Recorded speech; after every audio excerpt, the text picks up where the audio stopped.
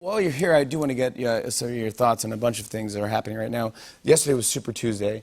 Why is that so important, Super Tuesday? Well, it's important because there are so many contests, and it literally goes across the country, from Massachusetts to California, and a lot of stops in between. So it's the first time that the real diversity of our country is going to go out and vote, and then that vote will have a big impact on the outcome, as we saw last night with Joe Biden. Yeah, that was. Right. What do you think of that? Look, I thought it was very exciting because starting in South Carolina, he had so much energy, and what he had to say was, really enthusiastic and positive, and about what he was going to do and who he was. And the people of South Carolina obviously rewarded that. And then that kind of set off this momentum, and it carried him. He won all but, I guess, 3 states. Yeah. Why do you think people connect with Joe Biden? Look, I've known him for a really long time. I think people know he is a deeply decent person. He is a kind person. He doesn't take cheap shots at people. He doesn't insult people as a way of, trying to put people down and lift himself up. He is such the opposite of what we currently have in the White House that I think, I really think a lot of people,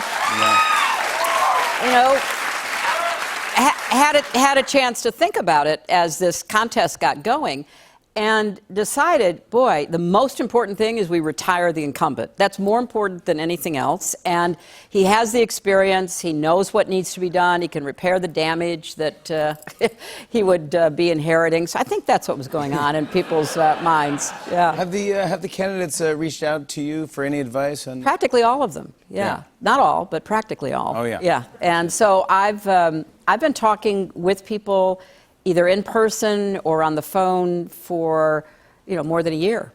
And what's your advice to them, if you don't? I answer any questions they have, Jimmy. Because running for president is such an audacious and difficult decision to make. So some came early on, like, what's it like? How do you think about it? How do you put a staff together? And then, what do you think I'll be facing? So I answer specific questions from each of them, but then I have always said, look, you can run the best campaign and you can become the nominee, but you've got to be willing to take on the scourge of voter suppression. It is so wrong what's being done to try to purge people from voting lists, not let them register.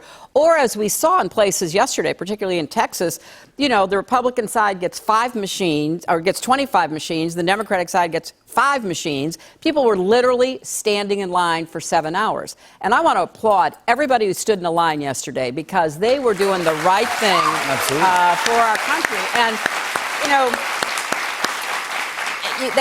the candidates also have to be willing to admit Russia interfered last time. They're interfering this time. Yeah. We know that. Even the Trump administration has to admit that. So the propaganda, the lies, the disinformation, the theft of information, and all of that went on last time is going to be back. And so it's not only the candidates, although they have to be prepared to take it on, but voters need to be aware of all that. Oh, yeah. What advice do you have to the voters? Really pay attention. Don't get fooled by the propaganda. Just because something pops up in your Facebook feed, don't think it's true.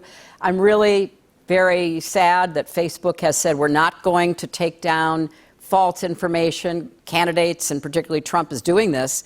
You can pay to put lies on Facebook, and that's really slickly produced. People think it's true. Really be skeptical about what's coming in that Facebook feed, or really any kind of social media information that you get, because so much of it is manipulated. You don't know where it's coming from. Yeah, I was going to say, right? is it from, do you think, is there other people besides Russia? Is there other countries? Or? Well, we know from the intelligence that's been shared that Iran tried to mess with the primary. But if you were a foreign adversary of ours, or if you just wanted to mess around with us, why wouldn't you try? Because it worked last time. So, hey, get in there and try to pretend you're for somebody else, or pretend you're, a certain kind of citizen and you have a certain set of beliefs, and you try to, gin something up. So, yeah, I think all of that's going to go on, and is going on as we speak. On and on and on. I said, and it's on and on and on.